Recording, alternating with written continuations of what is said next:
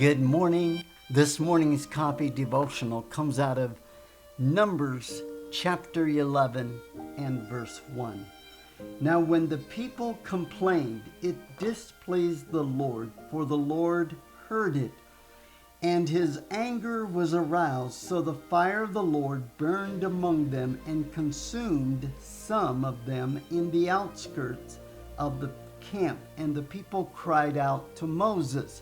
And when Moses prayed to the Lord, the fire was quenched.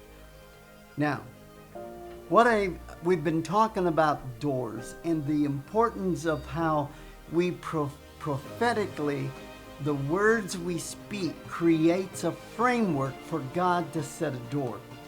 If you don't stop talking about where you used to be, or the trauma, or your struggles, or your lack, you will miss the opportunity for God to set a door, because there's no framework, there's no structure.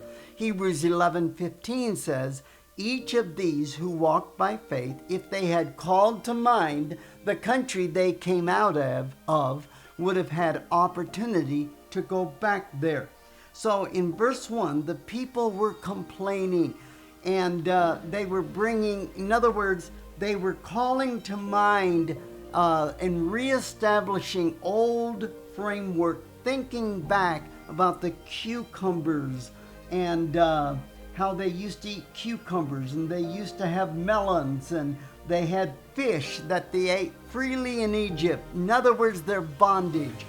And so many people continue to be in bondage and in struggle because they keep speaking that old framework.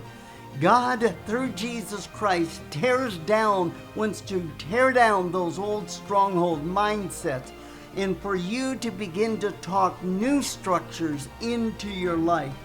When you talk about the trauma or the hurt, like you're still in it, you give the trauma and the hurt power in your life.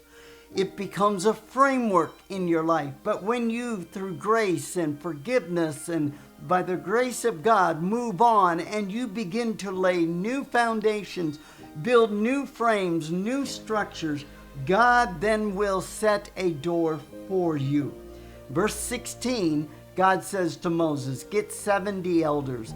And in verse 17, I will put my spirit on them. In other words, these were men of reputation who began to speak prophetically, different tones, different things.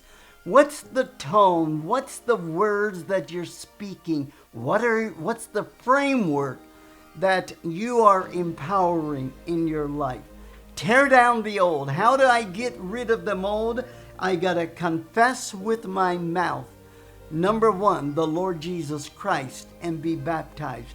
Now that sets the framework for the door of salvation to be placed in my life, and I can enter into a whole nother life. That's only the beginning. Think of your own personal life. What are frameworks you need to tear down, and new frameworks you need to speak into place for your next season? God bless you. We here at Door of Hope want to just say, keep the good fight of faith.